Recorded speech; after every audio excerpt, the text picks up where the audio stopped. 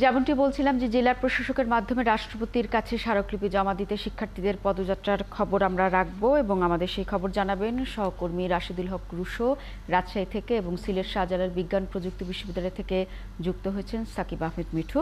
আমরা সবার কাছে যেতে চাই, তবে প্রথমে আমরা রুশোর কাছে রাজশাহীর খবর নিব। এখন জন্ম সনদ দিয়ে খোলো বিকাশ স্টুডেন্ট অ্যাকাউন্ট, নিজের বিকাশ নিজে কর। রুশো, রাজশাহী বিশ্ববিদ্যালয়ের শিক্ষার্থীরা জেলা প্রশাসকের কার্যালয়ে কখন রওনা দেবেন এবং আমরা আজকে জানি যে আজকের কর্মসূচি হচ্ছে পদযাত্রা, এ কারণে কি সাধারণ মানুষ কোনো দুর্ভোগে পড়েছেন কিনা বা আশপাশের পরিস্থিতি কেমন দেখছেন?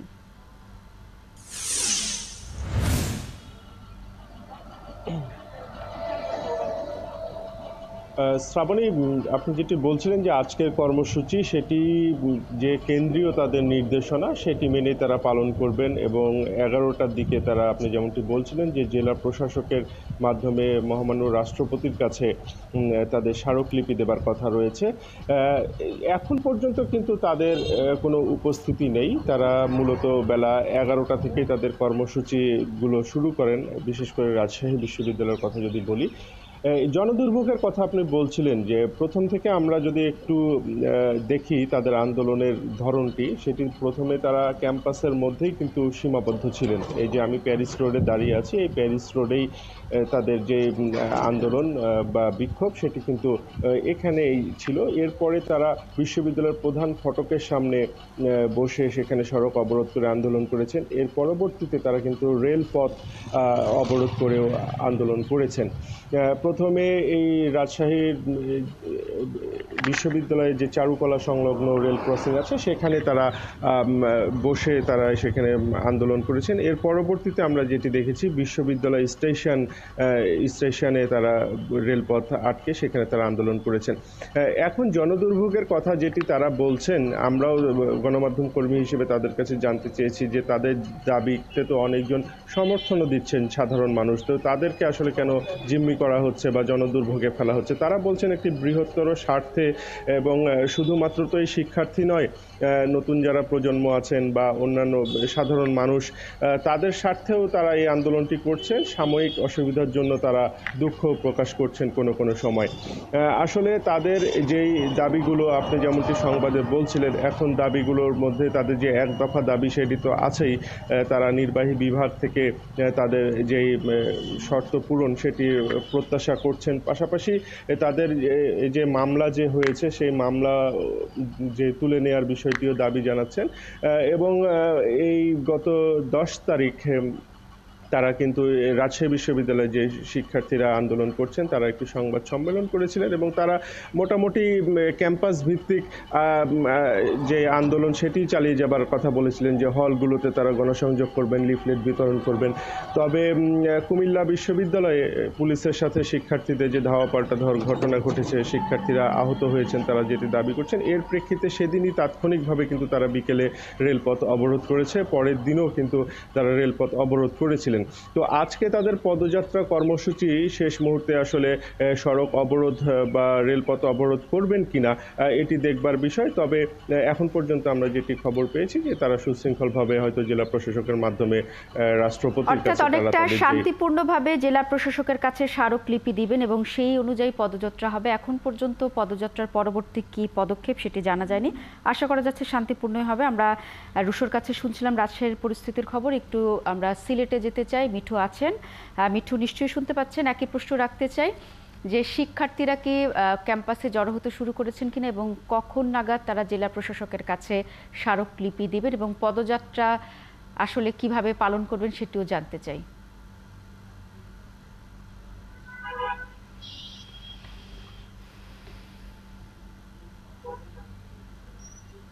ধন্যবাদ শ্রাবণী আপনাকে। আমি এই মুহূর্তে আছি যে শাহজালাল বিজ্ঞান প্রযুক্তি বিশ্ববিদ্যালয়ের যে প্রধান ফটক, এই জায়গাটায় আসলে আজকে সকাল 10:30টার দিকে আসলে শিক্ষার্থীরা বিশ্ববিদ্যালয় প্রাঙ্গণ মিছিল দিয়ে প্রদক্ষিণ করে এখানে এসে জড়ো হবেন।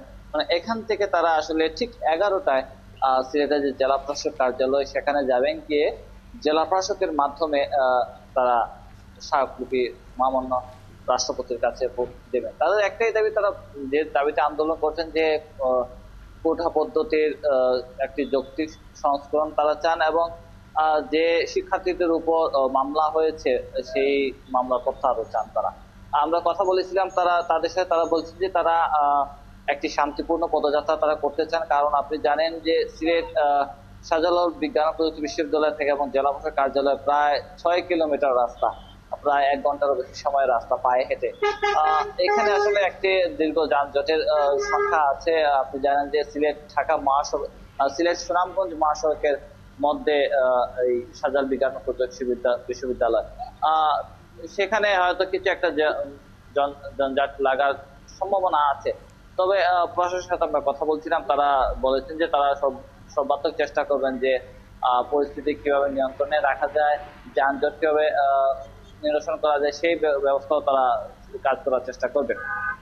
তাদের একটাই কথা, তাদের সাথে আমরা কথা বলেছিলাম, গত রাতেই কথা বলেছি, তারা বলেছেন যে তারা এই পদযাত্রার পরে আসলে কেন্দ্রীয় যে সিদ্ধান্ত আছে সেই সিদ্ধান্ত পরে আসলে পরবর্তী যে তাদের কর্মসূচি আছে সেই কর্মসূচি অর্থাৎ আজকে তাদের কর্মসূচির স্মারকলিপি এবং পদযাত্রা এবং পরবর্তীতে কেন্দ্রীয়ভাবে যে সিদ্ধান্ত নেওয়া হবে সেই অনুযায়ী তারা কর্মসূচি ঘোষণা করবেন। মিঠু, আমরা আপনার মাধ্যমে সিলেটের খবর জানলাম।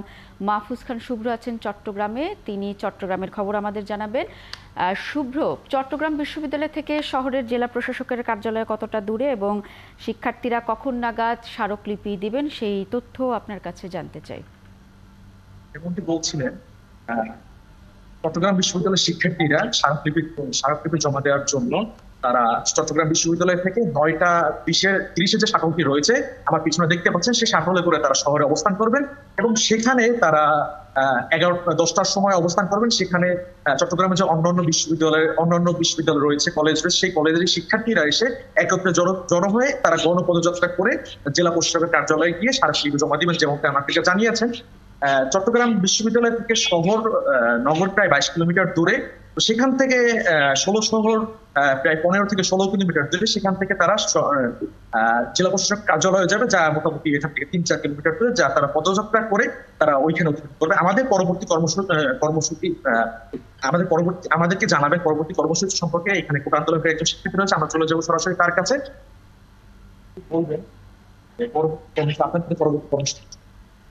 আমাদের পরবর্তী কর্মসূচি হলো 9ম থেকে 20তম গ্রেড পর্যন্ত সকল গ্রেডের সকল চাকরিটাকে কোটা বৈষম্য নিরসন করে সংসদে আইন পাশের লক্ষ্যে জরুরি অধিবেশন আহ্বান ও 24 ঘন্টার মধ্যে আমাদের উপর আরোপিত যে সকল মিথ্যা মামলা দায়ের করা হয়েছে সবগুলো প্রত্যাহার